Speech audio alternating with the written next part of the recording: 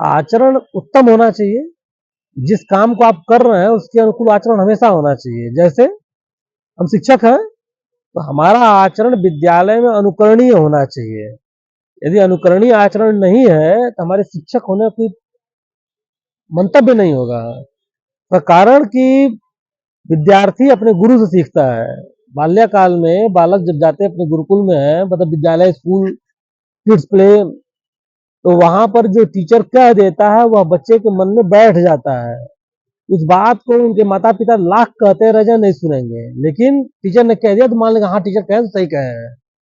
इसलिए टीचर का आचरण हमेशा अनुकरणीय होना चाहिए। अब मुश्किल क्या है भारत में कि शिक्षा जो है भारत की, हम साक्षरता की तरफ बढ़ रहे हैं, शिक्षा की तरफ नहीं बढ़ रहे हैं। हम एजुकेशन की तरफ बढ़ रहे हैं जहाँ डिग्री मिलती है। एजुकेशन का मतलब डिग्री है, डिग्री मिलती है, शिक्षा की तरफ नहीं। हमने अंग्रेजी भाषा और डिग्री से शिक्षा को जोड़ दिया, साक्षरता खत्म हो गई, शिक्षा खत्म हो गई। जबकि हमारे पूर्वज डिग्री नहीं रखे थे लेकिन शिक्षित थे। उनको आचरण, व्यवहार, व्यवहार कुशलता, समाज, राष्ट्र सब कुछ पता था। परंतु वर्तमान में जो शिक्षा व्यवस्था है, एजुकेशन पद्धति, वो शून्य है। डिग्री के लिए जाते हैं लोग कि नौकरी मिल जाएगी, डिग्री मिल जाएगी, इसके लिए लोग परेशान और बेचैन हैं। तो ठीक वही बात किसी भी कथा प्रवचनकर्ता को, किसी भी व्यक्ति को जो कि अपने कृत्यों से ऊंचाइयों को पाया है, तो उसे उसके जैसा आचरण प्रत्येक क्षण करना पड़ेगा। कम से कम जब उस समाज में आ रहा है, चल रहा है, बोल रहा है, खा रहा है, रह रहा है, उस समय। अब मुश्किल क्या है कि हम कथा वाचन करते हैं धनोपार्जन के लिए, रोजगार के तौर पे। हम कथा वाचन नहीं करते हैं लोगों को शिक्षा और सेवा के भाव से।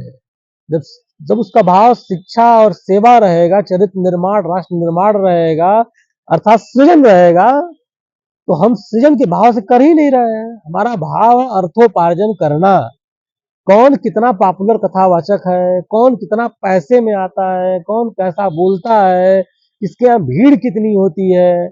वास्तविकता तो यह है कि हमारे गुरुदेव के पास भीड़ नहीं आती थी, लेकिन जो आते थे अल्प होते थे लेकिन वो सर्वज्ञ होते थे। उनके पास बहुत कुछ मिलता था, क्योंकि वह 4 लाइन भी बोलते थे तो बेहतर बोलते थे। जो बोलते थे वो उनके आचरण में होता था, वो अनुकरणीय होता था और समाज में लोग उसको मानने को तैयार रहते थे। लोगों ने वैसा आचरण किया, लोग अंतस मन में उस आचरण को करते हैं। लेकिन कथावाचन का स्थिति यह हो चुकी भारत के है, कथावाचक पांडाल जगह जगह लगे हैं। उस पांडाल के अंदर तक लोगों की भाव यह है कि लोग खड़ा होकर नाचते रहते हैं, और वहां से जब निकलते हैं तो घर आते आते सब विस्मृत कर चुके होते हैं। अर्थात उस कथा वाचन का आचरण किसी पर पड़ा ही नहीं। जब आचरण पड़ा ही नहीं तो फिर चर्चा किस बात की? तो परिणाम शून्य।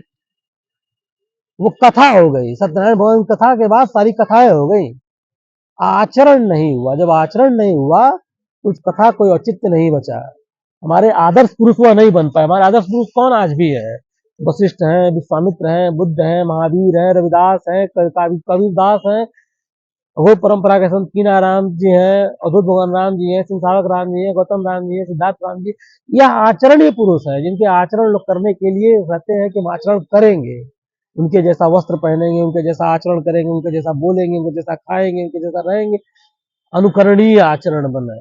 जब तक अनुकरणीय आचरण नहीं होगा तब तक कथा वाचन करने से देश, समाज, राष्ट्र का कल्याण नहीं होगा। उन्माद हो सकता है, उत्साह हो सकता है, भीड़ जनसमूह हो सकता है, और भीड़ में भेड़ होते हैं, भीड़ में विचार और शेर नहीं होते, सिंह नहीं होते, जिनमें कि आने मात्र से ही, अर्थात आप यूं भी कह सकते हैं कि कोयले खदान के सबसे निचली धरातल पे हीरा की उत्पत्ति होती है।